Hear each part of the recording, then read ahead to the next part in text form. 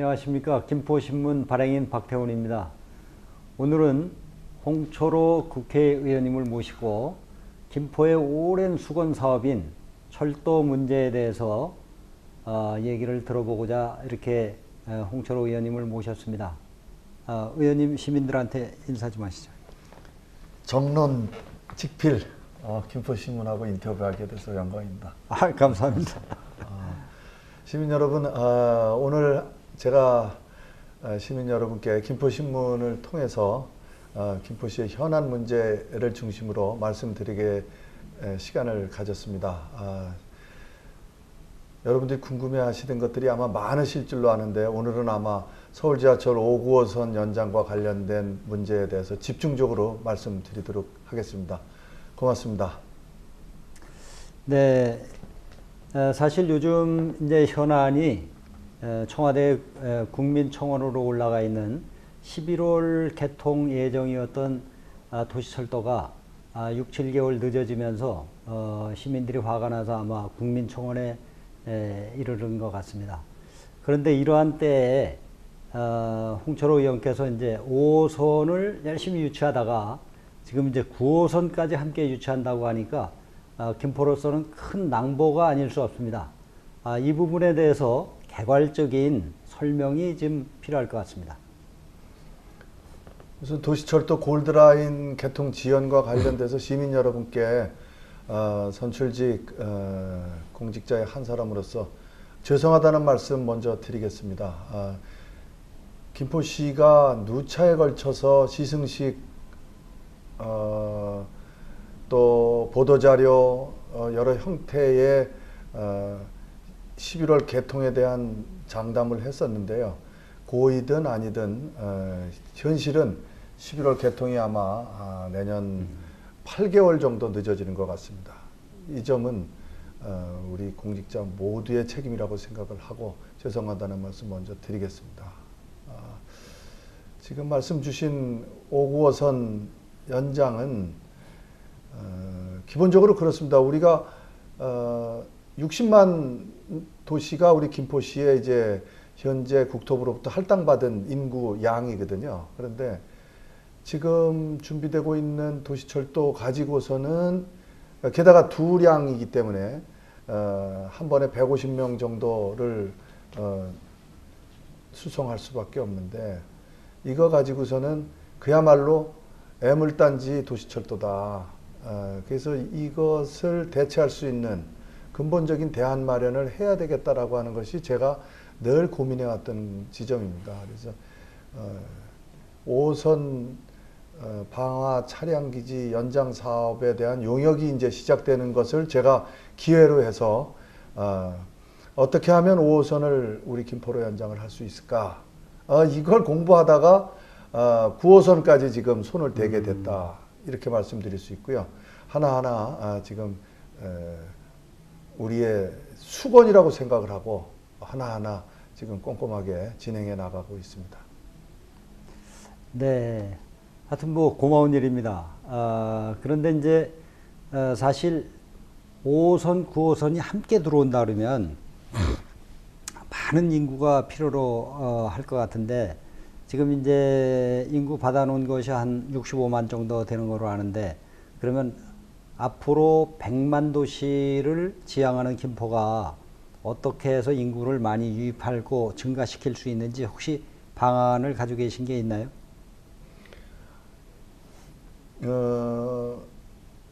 9호선, 5호선 합치면은요, 현재 하루 이용객이 한 200만 명 정도 됩니다. 하루에 그 정도를 지금 595호선이 지금 수송 분담을 하고 있는데 우리가 이제 거기에 우리 김포 시민들이 더해지면 595호선의 경영 수익은 아무래도 더 좋아지는 거죠. 다만 이제 투자비가 문제가 되는 거죠. 투자비가. 그런데 얼마나 인구가 많으냐에 따라서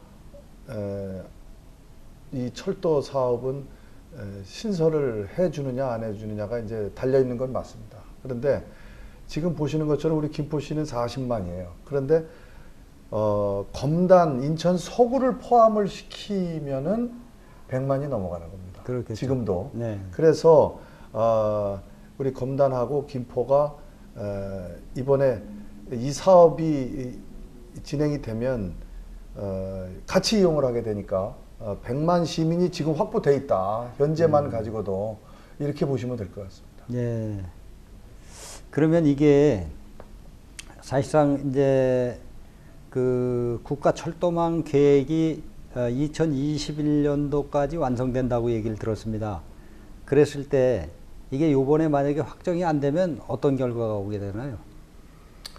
국가 철도망 계획은 아시는 것처럼 이제 10년마다 심의를 합니다. 근데 이제 가장 빨리 돌아오는 10년이 2021년이고요. 이게 이제 정상적인 절차고요. 물론 국가 철도망 계획을 중간에 변경할 수도 있어요. 위원회를 열면 위원회를 개최해서 중간에라도 변경을 할 수는 있지만 그거는 상당히 어렵습니다. 사실은 그런 사례가 있긴 하지만 네. 상당히 어렵다. 그래서 2021년이 정상적으로 돌아오는 철도망 계획 수립하는 우리로선 첫 번째 기회다 이렇게 보셔야 될 것 같습니다. 그 이제 잘 원만히 잘 추진된다 할지라도 이제 모든 사업이 다 그렇지만 하여튼 돈이 문제입니다. 네. 그래서 이제 정말 막대한 예산을 필요로 하는데 이러한 예산을 효율적으로 좀 어떻게 끌어올 수 있는 뭐 접경지역 특별법이라든지 뭐 여러 가지 이런 것들이 함께 작용될 수 있는 여지가 좀 있나요? 분리해서 말씀을 드릴게요. 네. 이 철도 사업비에 대한 분담은요, 서울시 혼자 하는 사업은 국비 지원이 60%입니다. 그런데 서울시를 제외한 나머지, 우리 이제 경기도 같은 경우에 국비 지원이 70%입니다. 그리고 나머지 30%를 가지고 광역하고 기초가 분담을 하게 되는 거거든요. 네, 반씩. 네. 대개의 경우에 그렇죠. 반씩 분담을 하게 됩니다. 그래서 우리 김포로서는 이 사업비가 현재 우리가 용역에서 나온 걸로 봐서는 2조 2천억 정도가 되기 때문에 2조 2천억에서 한 1조 5천억 정도는 국비 지원된다. 그럼 나머지 한 7천억 정도. 이 정도는 반으로 나누면 우리 경기도하고 인천시가 한 3,500억씩 그리고 3,500억 가지고 우리 김포시가 내지는 검단이 조금 부담을 해야 될 겁니다. 검단이 거기 이제 기초단체니까 그렇게 해서 이 사업을 하게 되니까 설령 다른 재원 마련이 안 된다 하더라도 김포시 부담은 최대 3,500억 정도. 그러니까 지금 도시철도에 투입된 예산 정도 그 정도면은 우리 부담은 종료됩니다. 그 뭐 대단히 획기적이네요. 사실 그래서 저희가 이제 경전철만 유치 지금 돼 있는 상태에서도 한 3천억 정도 김포시 부담이 있었는데 5호선, 9호선을 통해서도 그 정도 수준의 부담이라면 정말 획기적이라고 할 수 있겠습니다. 네, 그건 뭐 제가 잘해서 만든 게 아니고요. 현행 법에 그렇게 돼 있기 때문에 그 부분은 뭐 어떤 변수가 있을 수가 없고요. 그리고 우리가 접경 지역에 관한 아까 질문을 주셨는데, 예, 접경 지역 제가 지금 실무적 진행 과정에 있어서 실무적인 접근을 여러 가지를 하고 있지만 그 중에 하나가 이제 법을 가지고 접경지역 특별법을 가지고 이 사업에 도움을 좀 받아야 되겠다. 그 중에 하나가 접경지역인 경우에는 SOC 산업에 예산을 지원할 수 있도록 있다.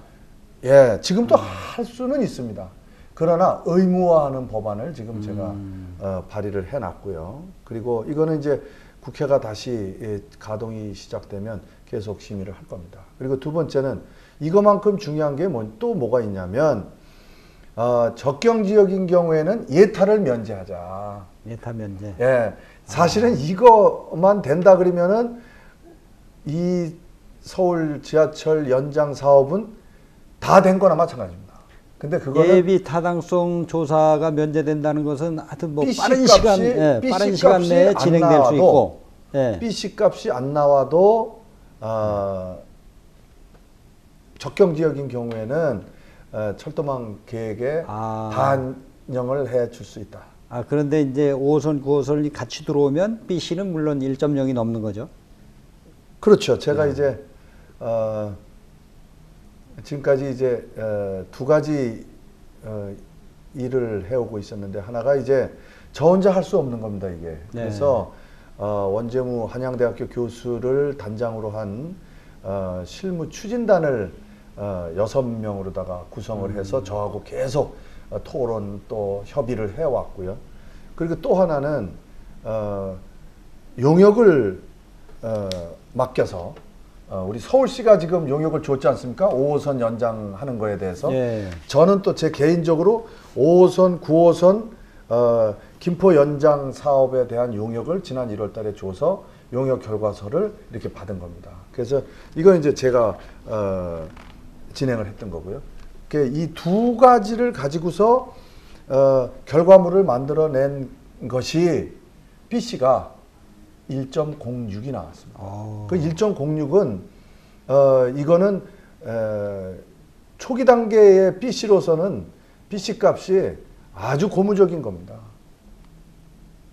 전례에 없을 정도로 완벽한 BC라고 할 수 있을 거예요, 이게.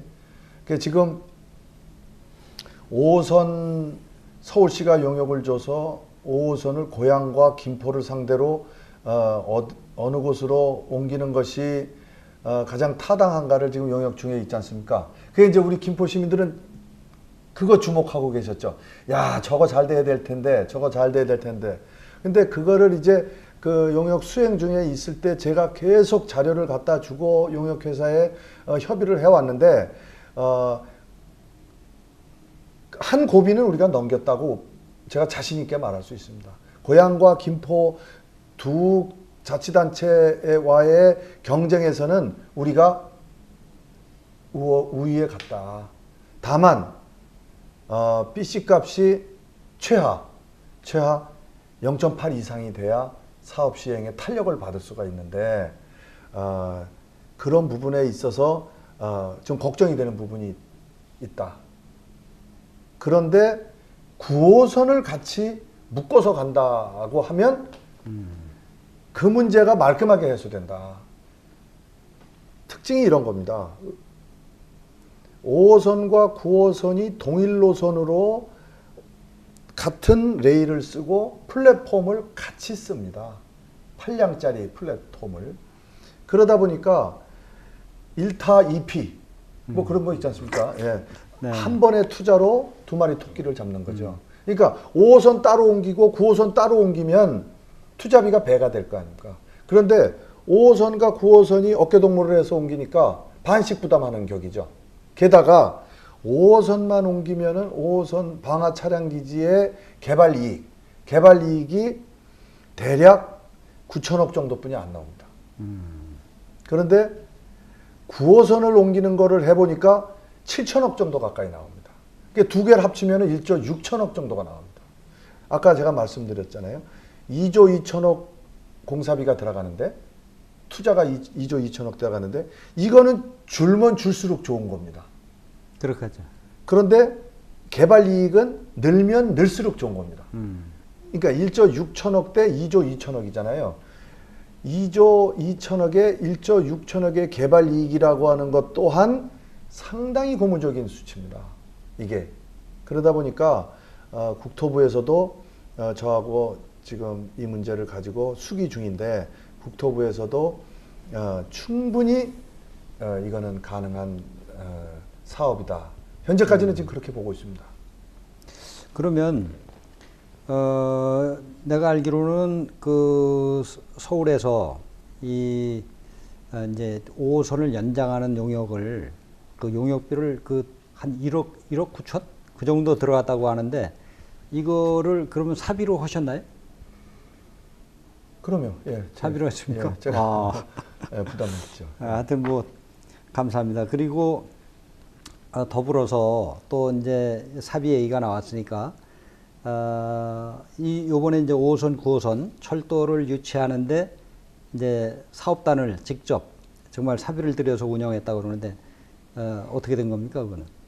그건 뭐 사비 들였다고 하는 거보다는 그게 중요한 게 아니라 그 추진단이 6분이에요. 그 중에 이제 서울교통공사 사장님도 계시고요. 지금 현재 사장님도 계시고 또 서울시 의원, 서울시의회의 교통 상임위원회가 교통분과 네. 여기에 지금 부위원장인 성준기 의원도 여기에 위원이고요.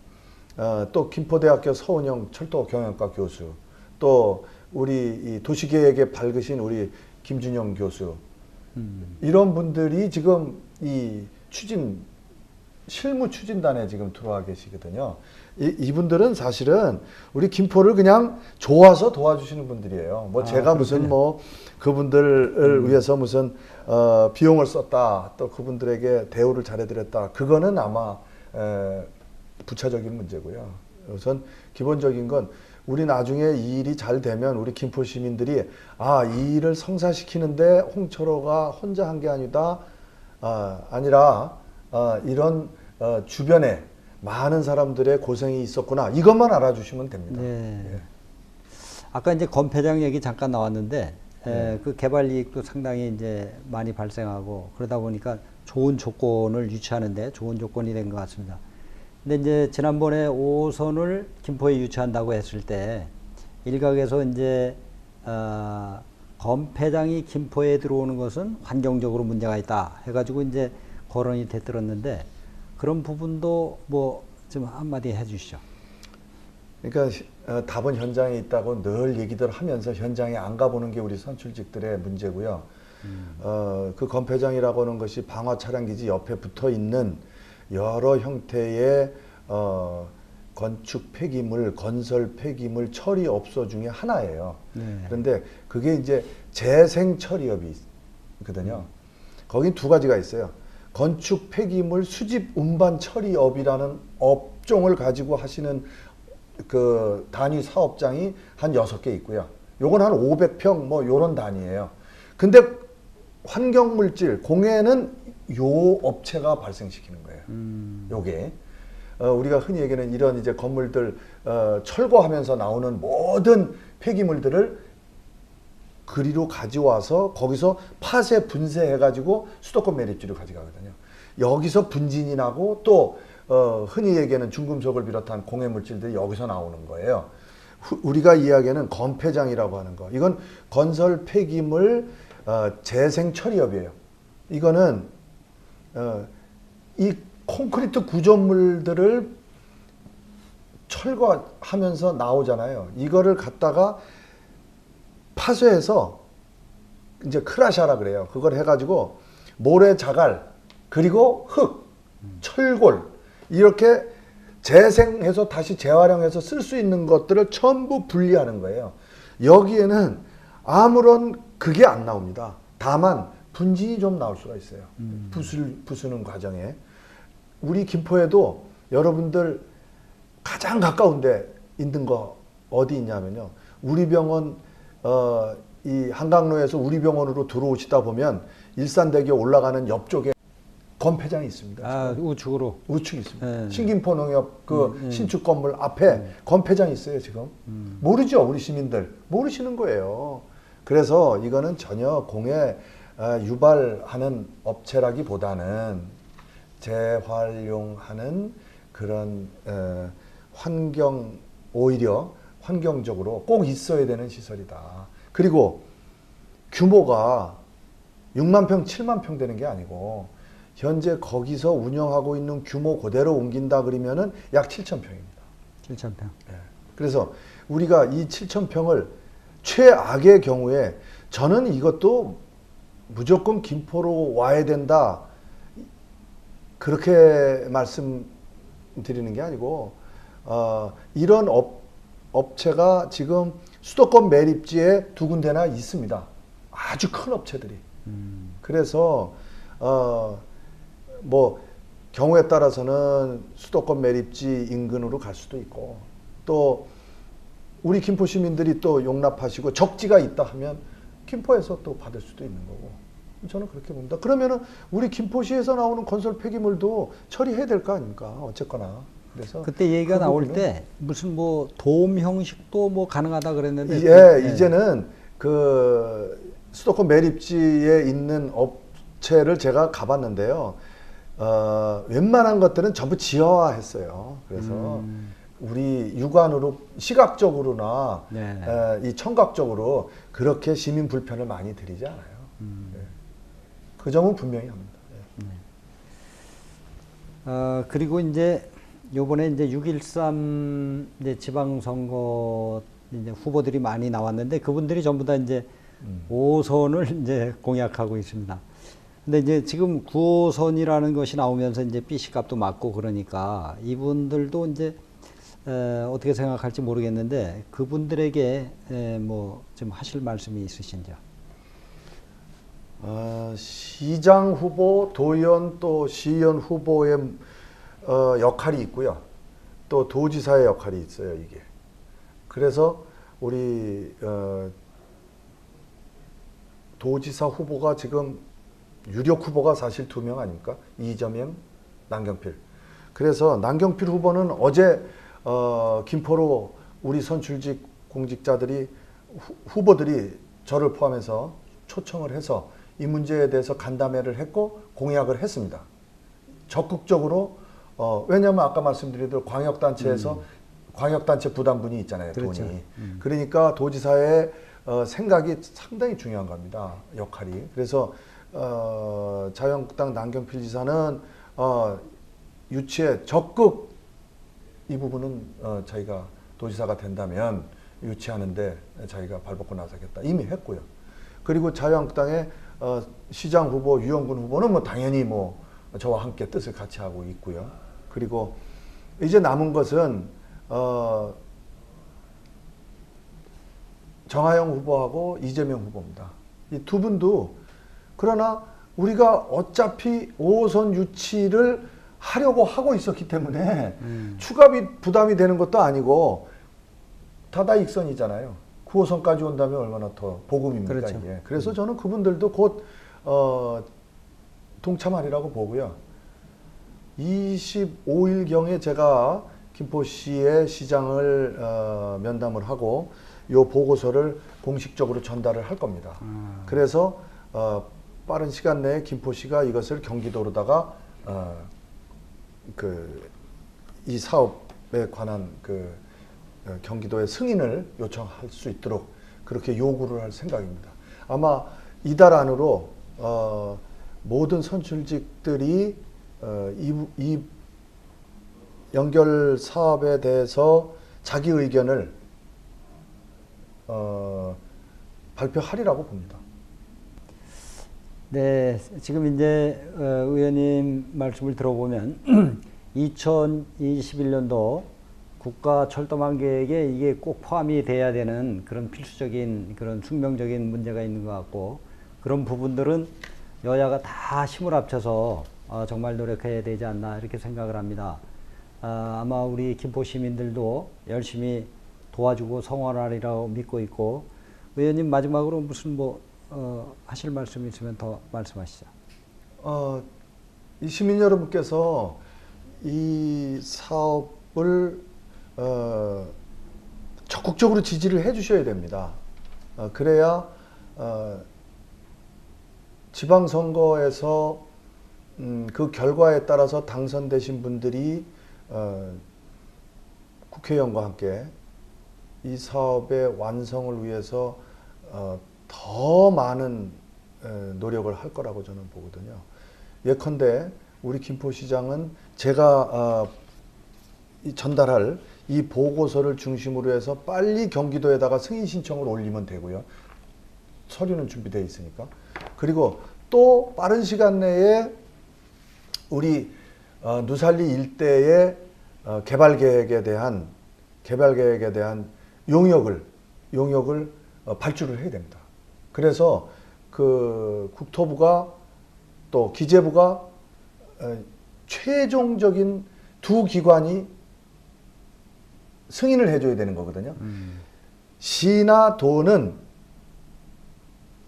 중간 과정에 있어서의 중요한 역할이 있고 또 국토부하고 기재부는 결정적인 승인 권한을 갖고 있는 것 뿐이지 시나 도가 더 중하고 국토부나 기재부가 더 경하고가 아니고 또 그 반대도 아니고 다 톱니바퀴처럼 맞아 돌아가야 되는데 우선 시장 후보가 할 일이 제일 앞에 있다. 그래서 이번 지방선거를 통해서 토론회도 하고 할 겁니다. 아마. 그럴 때 우리 시민 여러분들의 의사가 반영된 의지 확인이 꼭 필요하다. 후보들의. 네. 이걸 저는 강조하고 싶고요. 이 사업은 우리 김포 미래 100년을 위해서 준비되는 사업이니만큼 선출직 공직자들만의 힘으로는 절대 어렵다. 그래서 우리 시민 여러분들의 지속적인 관심 그리고 응원이 필요하다. 이렇게 말씀드리겠습니다. 그리고 저 또 김두관 국회의원, 신동근 국회의원 셋이서 어떻게든 이 문제만큼은 꼭 해결해 보도록 노력하겠습니다. 고맙습니다. 네, 지금까지 저희 지역의 홍철호 국회의원을 모시고 대담을 해봤습니다. 지금 5호선에 이어서 9호선까지 함께 온다 그러면 김포의 정말 수건 사업이 한꺼번에 크게 풀리는 획기적인 경사가 아닐 수 없습니다. 또한 서북부 5개 그쪽이 상당히 낙후되어 있었는데 그쪽에 또 어떤 특정한 거점 도시가 하나 마련된다 그러면 서로 간에 김포의 균형 발전을 꾀할 수도 있는 큰 프로젝트라 할 수 있겠습니다. 하여튼 이 사업이 의원님을 중심으로 해서 많은 분들이 도와서 김포가 발전하는데 큰 역할을 했으면 고맙겠습니다. 감사합니다. 네, 고생하셨습니다.